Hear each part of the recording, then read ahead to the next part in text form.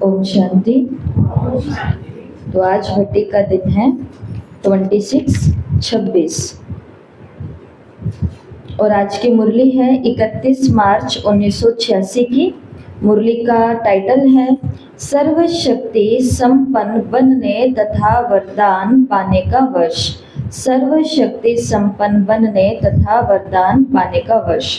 तो अभी मुरली बहुत बड़ी है, कल रात को सभी ने देखी होगी, पढ़ी होगी, तो बहुतों से तो कंप्लीट भी नहीं हुई थी क्योंकि मुरली बड़ी बहुत है। इसके लिए अभी इस मुरली के अंदर से मुख्य मुख्य पॉइंट्स निकाले गए हैं। मैं उन पॉइंट्स को सुनाऊंगी और उसके बाद में जो पॉइंट सुनाए जाएंगे उन्हीं के आधार पर 10 प्रश्न आपसे पूछेंगे। तो आपको उन 10 प्रश्नों का ऑप्शन भी दूंगी, सही उत्तर देना है। तो अभी अभी मुरली को सुनेंगे और अभी अभी मुरली का ओरली टेस्ट भी हो जाएगा, ठीक है। इसलिए मुरली को आज मुख्य रूप से बिंदुओं के रूप में सुनाया जाएगा। तो इस मुरली के अंदर बाबा ने अपने मालिक और बालक बच्चों को देखा। सबसे पहले बाबा ने कहा बालक तो सभी हैं, बाबा और मैं, ये लगन सभी की अच्छी लग गई है। तो आत्मा बालक सो मालिक, तो उसमें पहला जो बालक है उस बालक का क्या अर्थ है? मैं और बाबा, मैं और बाबा, मैं और बाबा, ये होता है मैं बालक हूँ, वो पिता है, मैं बालक हूँ। मालिक का मतलब क्या होता है? बाबा ने कहा मालिक अर्थात बाप समान संपन्न। मालिक अर्थात हर कदम स्वतः ही संपन्न स्थिति स्वयं का होगा और सर्व के प्रति होगा। संपन्न स्थिति में स्वयं के प्रति भी वो संपन्न होगा और सर्व के प्रति भी होगा। तीसरा बाबा ने कहा मालिक अर्थात विश्व सेवाधारी के संस्कार सदा इमर्ज रूप में होंगे। तो बालक अर्थात मैं और बाबा, मालिक अर्थात बाप समान संपन्न, दूसरा बाप समान संपन्न स्थिति में स्वयं के लिए भी और औरों के लिए भी, और तीसरा जितना मालिक उतना ही विश्व सेवाधारी के संस्कार सदा इमर्ज रूप में होंगे। बाबा ने कहा लक्ष्य सभी बच्चों का यही श्रेष्ठ है कि बाप समान बनना ही है।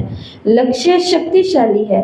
अब लक्ष्य को संकल्प, बोल, कर्म, संबंध, संपर्क में लाना है, उसमें अंतर पड़ जाता है। कई बच्चे संकल्प तक समान स्थिति में स्थित रहते हैं, कई संकल्प के साथ वाणी तक भी आ जाते हैं, कभी कभी कर्म में भी आ जाते हैं। लेकिन जब संबंध संपर्क में आते हैं, सेवा के संबंध में आते हैं, परिवार के संबंध में आते हैं, तो फिर परसेंटेज कभी कम हो जाती है। तो कोई कोई बच्चे हैं जो संकल्प तक सोचते हैं मैं बाप समान संपन्न आत्मा हूँ, कई सोचने के साथ साथ बोलते भी हैं कि हम बाप समान संपन्न आत्माएं हैं, और कभी कभी ऐसा रहते भी हैं। पर तीसरे प्रकार के बच्चे बाबा ने बताए जो बोलते भी हैं, सोचते भी हैं, कर्म भी ऐसे ही करते हैं बाप समान वाले, लेकिन जैसे ही संपर्क, संबंध, सेवा और परिवार के बीच में आते हैं तो वहां पर वो बाप समान संपन्नता के जो संस्कार हैं उसमें कमी पड़ जाती है। एक कोई 2 में रहते, कोई 3 में रहते, और कोई जो बाप समान स्थिति में सदा रहते। स्नेह का स्वरूप केवल अव्यक्त का व्यक्त रूप में मिलना नहीं है, लेकिन स्नेह का स्वरूप है समान बनना। मेरा बाबा से प्यार है तो अव्यक्त बाबा के साथ मैं साकार व्यक्त रूप में मिल रही हूँ, इतना काफी है। बाबा ने कहा ये नहीं, स्नेह का स्वरूप है कि समान बनना। फिर मुरली में बाबा ने 4 बातें बताई है, उसमें से पहली बात ये है दृढ़ता की तपस्या द्वारा स्वयं को तपाना, अर्थात मजबूत करना, परिपक्व करना। इसके लिए अभी बाबा विशेष समय दे रहे हैं। समर्पण होना अर्थात स्वयं को सर्व प्राप्तियों में परिपक्व बनाना। समर्पणता का अर्थ ही है संकल्प, बोल, कर्म और संबंध, इन चारों में बाप समान बनना। समर्पण का मतलब बाबा ने आज क्या बताया?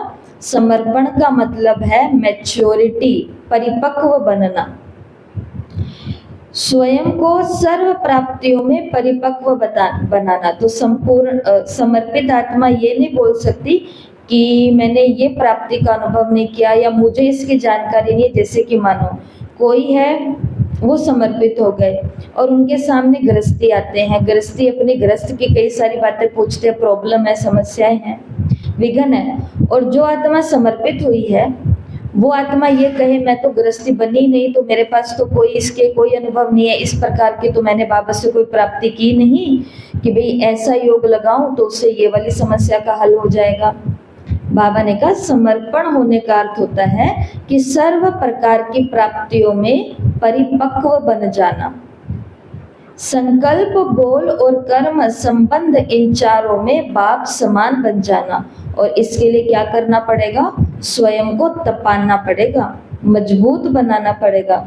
शुद्ध संकल्पों की शक्ति सहज व्यर्थ संकल्पों को समाप्त कर दूसरों के प्रति शुभ भावना, शुभ कामना के रूप से परिवर्तन कर सकते हैं। ये था पहला पॉइंट कि अब हमको किन 4 बातों पर ध्यान देना है।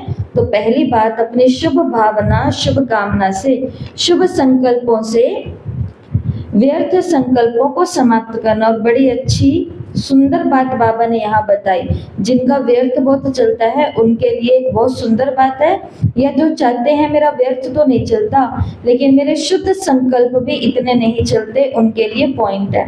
मुरली सुनना ये लगन तो बहुत अच्छी है। मुरली अर्थात खजाना, मुरली की हर पॉइंट को शक्ति रूप में जमा करना, ये है शुद्ध संकल्प की शक्ति को बढ़ाना।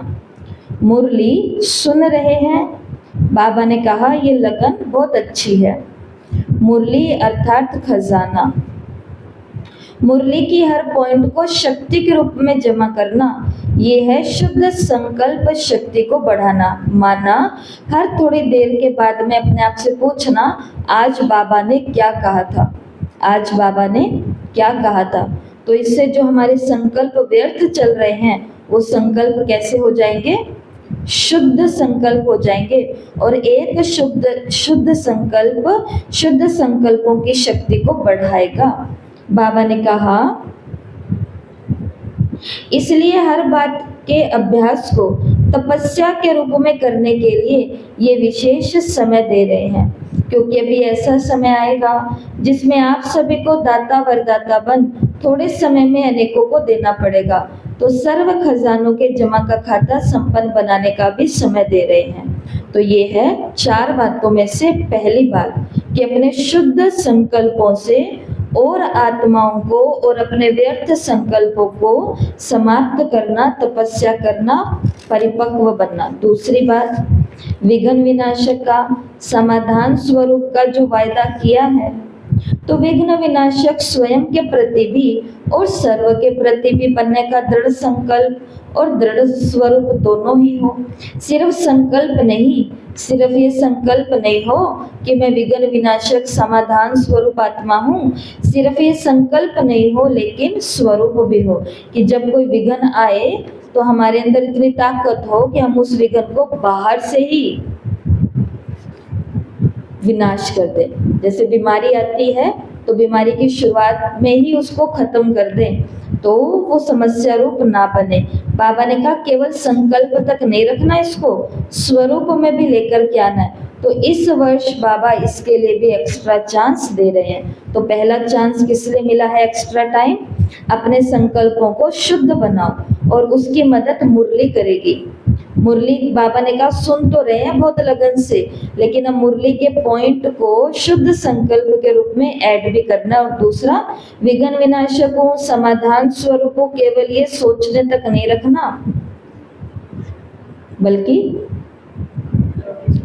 स्वरूप भी बनना है, इसका स्वरूप भी बनना है। तो विशेष दोनों बातों पर अटेंशन देना पड़ेगा वरदान लेने के लिए। एक तो सदा बाप समान देने वाला बनना है, लेने वाली भावना नहीं रखनी। रिगार्ड मिले स्नेह मिले तब स्नेही बने, व रिगार्ड मिले तब रिगार्ड दें। बाबा ने कहा नहीं, दाता के बच्चे बन, मुझे देना है, लेने की भावना नहीं रखनी।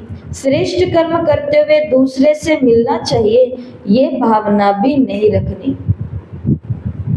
एक तो वरदान लेने के लिए, पात्र बनने के लिए सदा दाता बन करके रहना है, पहली बात। दूसरी बात, विघ्न विनाशक बन करके रहना है। तो ये दो बातें हो गई। बाबा ने कहा कई बार बच्चे कहते हैं सोचा तो था कि यही करेंगे, लेकिन करते समय बदल गया। सोचा तो मैंने था कि मैं शुभ भावना दूंगी, कल्याण की भावना रखूंगी, दातापन में रहूंगी, लेवता नहीं बनूंगी, लेकिन सोचा तो यही था। लेकिन बाबा को क्या कहते हैं कि बाबा जब कर्म की बारी आई तो फिर बदल गया, कर्म बदल गया।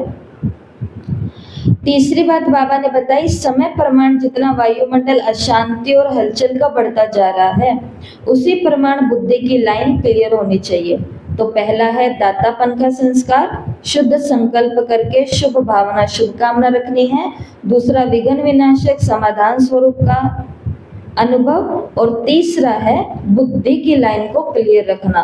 जब बुद्धि की लाइन क्लियर होगी तो दो शक्तियों की उसमें आवश्यकता होगी, वो होगी टचिंग और कैचिंग पावर। टचिंग और कैचिंग पावर। बाबा ने कहा एक तो बाप दादा के डायरेक्शन को बुद्धि द्वारा कैच कर सको। अगर लाइन क्लियर नहीं होगी तो बाप के डायरेक्शन के साथ मनमत भी मिक्स हो जाएंगे। पहली बात, अगर बुद्धि की लाइन क्लियर नहीं है तो बाबा का डायरेक्शन कैच ही नहीं होगा। बाय चांस अगर डायरेक्शन कैच हो भी गया तो उसके अंदर थोड़ा क्या मिक्स कर देंगे, अपनी मनमत मिक्स कर देंगे। अगर मिक्स होने के कारण क्या होगा, समय पर धोखा खा लेंगे और फिर कहेंगे बाबा मैंने तो आपकी श्रीमत का ही पालन किया था, फिर भी ऐसा हो गया। तो वो ऐसा क्यों हुआ? क्योंकि बाबा के डायरेक्शन में अपनी मनमत को भी मिक्स कर दिया। जैसे सीता माँ ने कहा था कि मुझे वो सोना हिरण चाहिए, तो राम जी ने कहा कि सीते जंगल में सोने का हिरण होना असंभव है, सोने का हिरण इस जगत में ही होना असंभव है। दूसरी बात है, सोने के हिरण को लेकर के हम करेंगे क्या, क्योंकि हम तो वनवासी हैं। सोचो, कहानी के अंदर दिखाते हैं कि जो सीता विवाह के बाद अपना सब कुछ सोना उतार करके और वनवासी बन करके चली, और वही किसको देखने लग गई कि मुझे तो सोने का हिरण चाहिए। और इसके अंदर जब डायरेक्शन मिल रहा है कि हमको सोने का हिरण वनवास में नहीं चाहिए, तो बीच में अपनी मनमत कौन से मिक्स करी कि जब वनवास पूरा हो जाएगा 14 साल के बाद तो तीनों माओं के लिए ये लेकर के जाएंगे। तो फिर धोखा खाया ना। इसलिए राम तो डायरेक्शन देता है कि ये काम है नहीं करना और ये काम है तुरंत करना है, लेकिन जो काम नहीं करना उसके अंदर हम अपनी मत मिलाते हैं कि थोड़ा थोड़ा तो करना ही पड़ता है, नहीं तो दुनियादारी कैसे चलेगी। और जो काम राम ने कह दिया कि अब भी करना है, तुरंत दान महापुण्य, तुरंत सेवा महापुण्य, तुरंत पढ़ाई महापुण्य, तुरंत योग महापुण्य, उसके अंदर क्या करते हैं, शाम को कर लूंगे, रात को कर लेंगे, कल कर लेंगे, कल से शुरुआत कर लेंगे। तो फिर क्या खा लेते हैं, धोखा खा लेते हैं। टचिंग होगी कि इस समय इस आत्मा के प्रति सहज सेवा का साधन व स्व उन्नति का साधन यही यथार्थ। तो कैचिंग होती है कोई ना कोई डायरेक्शन की, और टचिंग होती है कि मुझे कौन से सेवा का साधन यूज करना है अपनी उन्नति के लिए और इन आत्माओं की उन्नति के लिए। तो वो क्या होता है, टच होता है। तो दोनों शक्तियों की बहुत आवश्यकता है, और इसको बढ़ाने के लिए जिनको अपने अंदर कैचिंग और टचिंग पावर बढ़ानी है तो उसके लिए एक नामी और एकानामी वाले बनना होगा। एक बाप दूसरा ना कोई, दूसरे का लगाव और चीज है, लगाव तो रोंग ही है, लेकिन दूसरे के स्वभाव का प्रभाव अपनी अवस्था को हलचल में लाता। और बाबा ने देखो क्या कहा, बाबा ने कहा चाहे लगाव के रूप में किसी ने हमारी बुद्धि को प्रभावित किया, चाहे टकराव के रूप में किया, लेकिन हमारा तो ध्यान अपनी तरफ खींच लिया ना। किसी से लगाव है और किसी से टकराव है, तो इससे हमारी बुद्धि की लाइन क्लियर नहीं होगी। उस समय बाप बुद्धि में बाप है या संस्कार है, तो दूसरे का संस्कार ही बुद्धि में आता है ना। तो बाबा ने कहा इसलिए अपनी बुद्धि को सदा क्लियर रखो, लाइन को। एक बाप दूसरा न कोई, इसको कहते हैं एक नामी। और एकानामी क्या होती है? जैसे स्थूल धन की बचत को एकानामी नहीं कहते, सिर्फ स्थूल धन की बचत को एकानामी नहीं कहते, वो भी जरूरी है, लेकिन समय भी तो एक धन है। Time is money. संकल्प भी धन है, शक्तियां भी धन है, तो इन सब की भी एकानामी करो, इनको व्यर्थ नहीं गवाओ। तो जब एक नामी होकर के रहेंगे, बुद्धि में एक बाबा दूसरा न कोई, ना लगाव के रूप में दूसरा चाहिए, ना टकराव के रूप में दूसरा चाहिए, और दूसरा एक नामी। तो धन में भी एक नामी होना है, बाकी समय, संकल्प और शक्तियों में भी इनको व्यर्थ नहीं गवाना। तो इससे दो शक्तियां बढ़ जाएंगी। कौन कौन सी? टचिंग और कैचिंग पावर। टचिंग पावर कहाँ यूज होती है कि क्या डायरेक्शन है बाबा की, ये काम श्रीमत के अनुकूल है या नहीं है। और कैचिंग किस बात की होती है? टचिंग इस बात की होती है कि खुद की और औरों की उन्नति के लिए मुझे कौन सी सेवा का साधन उठाना है, अपनाना है। और कैचिंग होती है कि बाबा का डायरेक्शन कौन सा है, उसको कैच करना। दो बातें बाबा ने बताई। चौथी बात बाबा बता रहे हैं कि विशेष महारथी बच्चों को अब क्या करना है, प्लान बना करके चारों ओर आशा के दीपक जो बने हुए रखे हैं उनको जगाने के लिए जाना है। तो अपने चारों ओर जो छोटे छोटे कई स्थान हैं, समय के प्रमाण वो स्थान दिख तो साधारण रहे हैं, लेकिन वहां पर बच्चे कई माला माल बैठे हैं। तो बाबा ने कहा तुम बच्चे अब ऐसे प्लान बनाओ कि उन्हों को जा करके जो बाबा की आशाओं के दीपक बैठे हैं उधर छोटे छोटे जगहों पर, उन्हों को जा करके जगाओ। सभी महारथी मिल करके भिन्न भिन्न एरिया बांट, गांव के बच्चे जिन्हों के पास समय कारण नहीं जा सके, उन्हों की आशा पूरी करनी है। हर एक एरिया में जाओ। अभी हनुमानगढ़ के अंदर 1 महीना जो जिला प्रशासन है, पुलिस, उनके द्वारा एक प्रोग्राम चलाया जा रहा है। उसके अंदर पुलिस की टीम तैयार हुई है जो एक्टिव पुलिस है, मतलब कि पुलिस तो एक्टिव ही होती है परंतु जो उस चीज को लगन से कर सकती है। तो उनकी एक टीम बनाई गई है और उनको क्या कहा, 1 महीने के अंदर अंदर, एसआई ने कहा है कि 1 महीने के अंदर एक एक घर में जाना है। घर में कौन मिलेंगी? माताएं बहनें। एक एक घर में जाना है और एक एक घर में जा करके माताओं बहनों से लिस्ट तैयार करानी है, हमारे घर के अंदर कौन है जो नशा करता है, कौन सा नशा करता है और क्या आप चाहते हो कि ये नशे को छोड़े।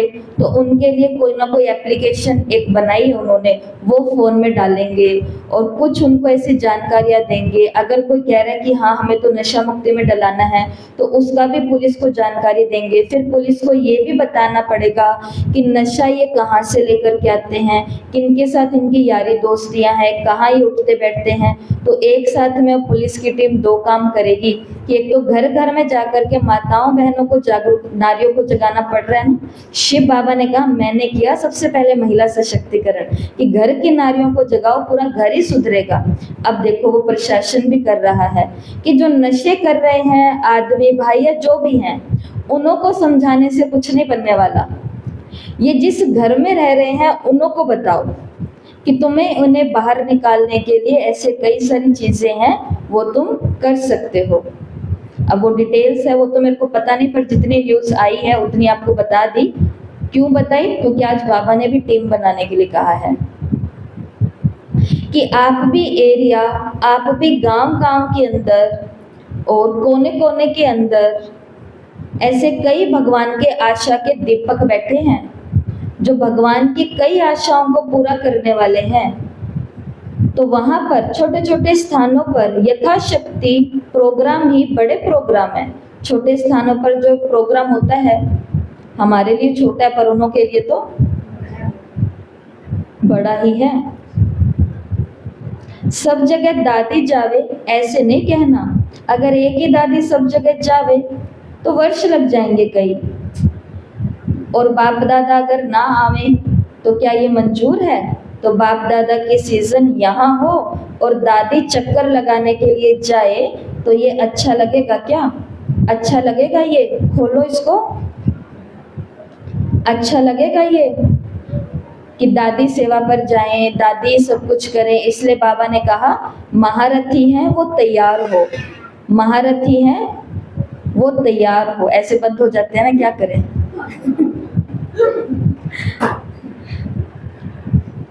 तो ये भी ड्रामा की वंडरफुल सीन है। तो समझ में आया? बाबा ने कहा चक्रवर्ती बनने का विशेष चांस बाबा भी दे रहे हैं। कान खोल के सुनना, अभी तो ड्रामा हमको हर दाता बनने का चांस दे रहा है, सुन लिया ना मुरली में। फिर समाधान रूप बनने का भी अभी मौका है। फिर बाद में बाबा की बातों को कैच और टचिंग पावर के द्वारा उन्नति औरों की और खुद की करने का भी अभी समय है, दे रहे हैं, अभी चांस दे रहे हैं। चौथा चांस कौन सा दे रहे हैं कि चक्रवर्ती महारथी बनकर के प्रोग्राम बनाओ, पहुंचो। अब बताओ, अगर समय से पहले हमने ये चांस नहीं लिए तो फिर क्या होएगा? क्या होएगा? बाद में करना चाहेंगे तो नहीं कर सकेंगे, और क्या होएगा? पछताएंगे, ये हो गया। और क्या होएगा? कोई और ले लेगा चांस, और फिर भोगना भी भोगनी पड़ेगी जब लोग आकर के कहेंगे कि हमको क्यों नहीं बताया, क्यों नहीं जगाया। और सबसे मेन जो बात है कि कल्प कल्पांतर का रिकॉर्ड बना लेंगे हम। मुझे तो ये एक ही बात याद रहती है, इसलिए मैं तो हर बात में यही बोलती हूँ कि हर संगम युग में फिर यही अफसोस रह जाएगा कि अरे मुझे अपनी छोटी छोटी बातों को ही तो त्यागना था, छोटी छोटी कमियों को, सांसारिक इच्छाओं को ही तो त्यागना था, और मैं भी जन जन का कल्याण कर सकता था, कर सकती थी। तो इच्छा तो सबकी होती है कि हम भी जगह जगह पर जा करके चक्कर लगाएं, आत्माओं की सेवा करें, ज्ञान करें। परंतु बाबा ने कहा पहले कौन सी लिस्ट में आना है? महारथी की लिस्ट में आना है।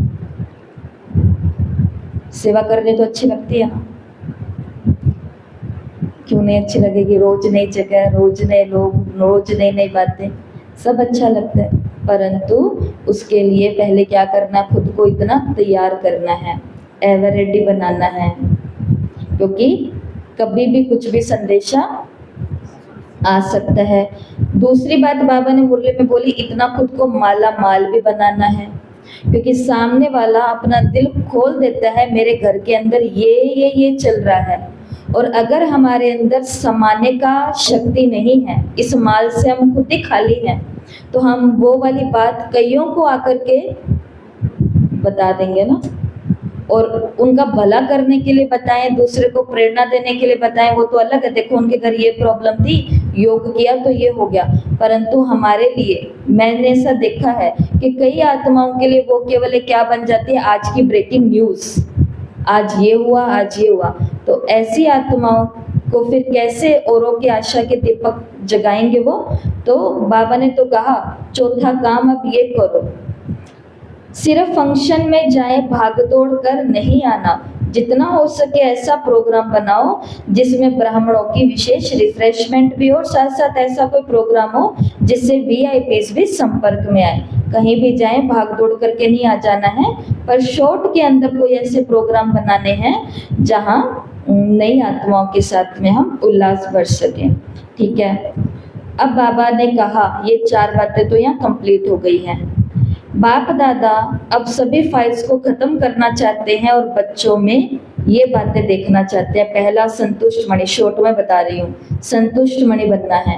दूसरा विशाल बुद्धि बनना है, डिटेल आप सभी पढ़ना, विशाल बुद्धि का मतलब क्या होता है।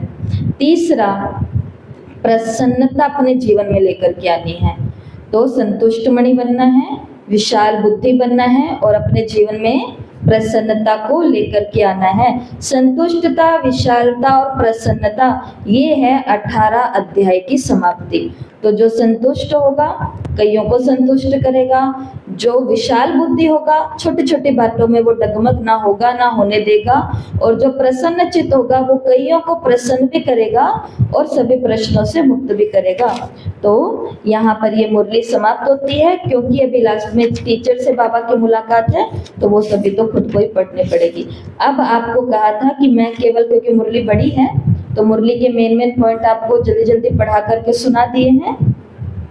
अब मैं प्रश्न पूछ रही हूँ, 10 प्रश्न है, तो सभी को पहले एक एक उत्तर देना, ठीक है। यहाँ से शुरू करते हैं।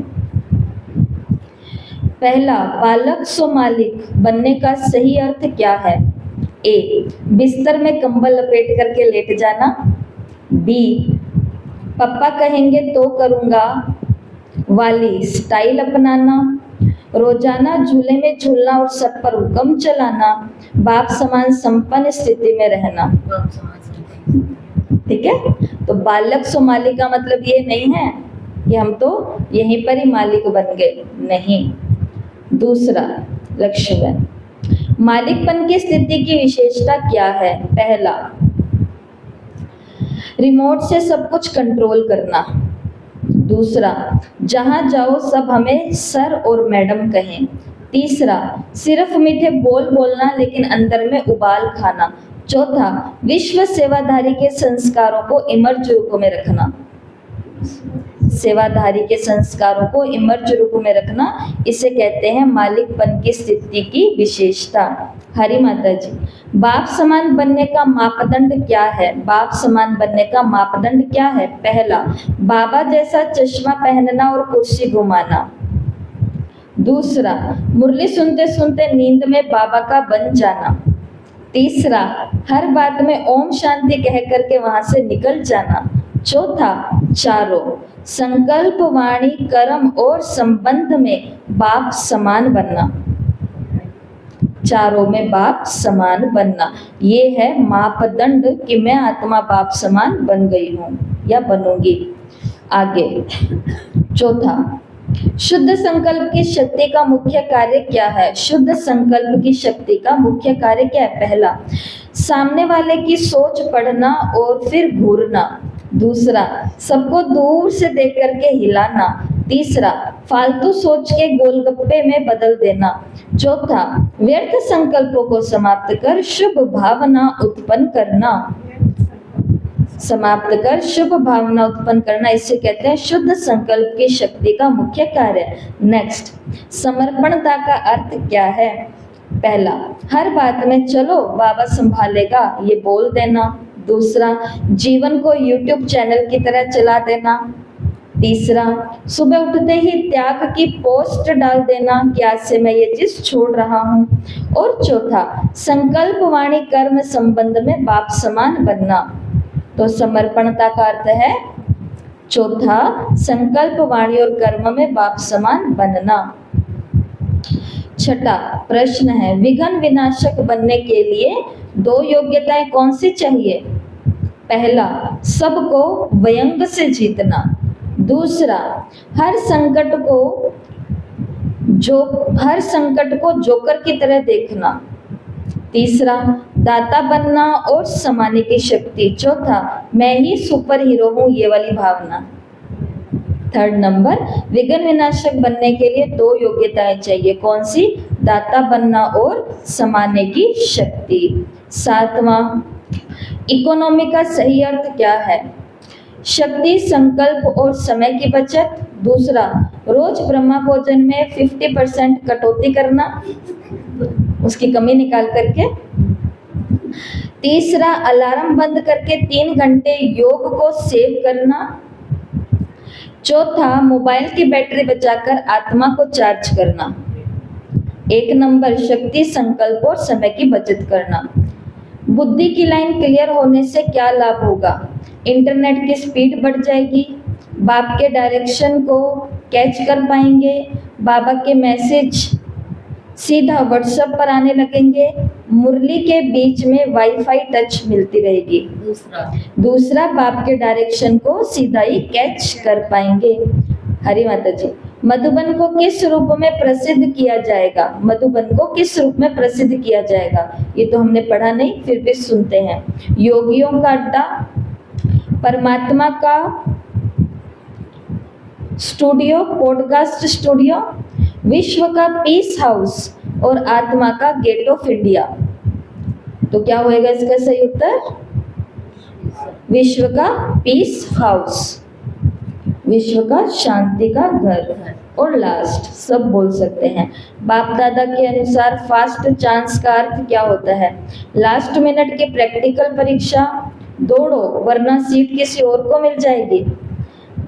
अधिक भाग्य कमाने का तीव्र समय और भाग्य का डिस्काउंट सेल।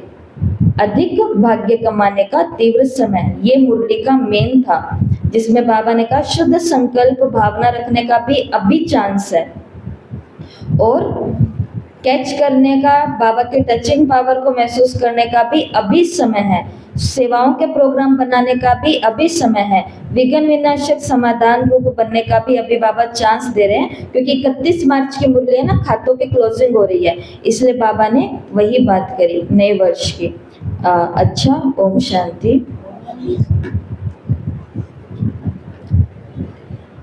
एक मिनट के लिए सभी साइलेंस में बैठेंगे।